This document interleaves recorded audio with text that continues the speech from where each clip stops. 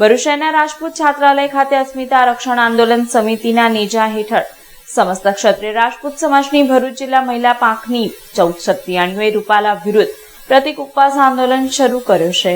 રાજકોટના લોકસભા બેઠકના ભાજપના ઉમેદવાર પુરુષોત્તમ રૂપાલાએ આપેલ એક નિવેદનથી રાજપૂત ક્ષત્રિય સમાજની મહિલાઓની લાગણીને આહટ પહોંચાડતા છેલ્લા ઘણા સમયથી તેમની રૂપાલાની ટિકિટ રદ કરવા માટે માંગ ઉઠી હતી, જેમાં અનેક વખત ક્ષત્રિય સમાજ દ્વારા વિરોધના કાર્યક્રમો આપવા છતાં અને ભાજપ દ્વારા પણ અનેક વખત આ મામલે ક્ષત્રિય સમાજ સાથે બેઠક કરવા છતાં આજ દિન સુધી કોઈ નિરાકરણ આવ્યું નથી।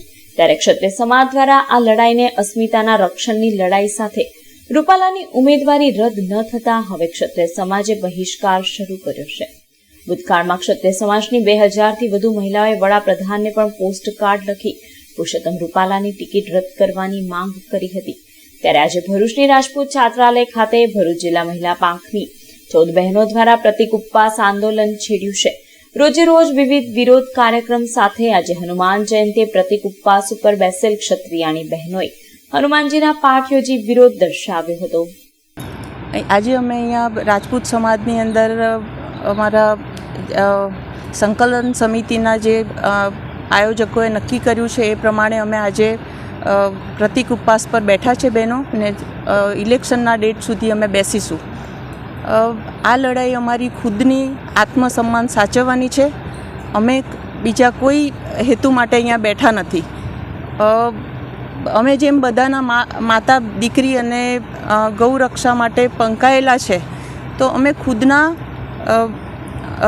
આત્મસન્માનની લડાઈ છે, એટલે નથી અમે કોઈને એવો હક આપ્યો કે કોઈ અમારા માતા દીકરી માટે ખરાબ શબ્દો બોલે અથવા કોઈ અમારી પાઘડી સુધી હાથ અડકાડે કે અમારી બેન દીકરીઓને ખેંચીને પોલીસનું દમન કરે। એટલે આ અમારા ખુદના આત્મસન્માનની લડાઈ છે, ને એ જ માટે અમે અમારો અવાજ આ બહેરા તંત્ર અને બહેરી સરકાર સુધી પહોંચે એનો આ અમારો પ્રયાસ છે। બીજા ચરણમાં અમે રાજપૂત મહિલાઓ પ્રતિક ઉપવાસ આજથી સ્ટાર્ટ કર્યા છે। આજે હનુમાન જયંતિના દિવસે અમે હનુમાન ચાલીસા તથા સુંદરકાંડના પાઠ કરી રહ્યા છે। આવતીકાલે આનંદ ગરબાનું આયોજન છે, ગુરુવારે ગાયત્રી યજ્ઞનું આયોજન છે।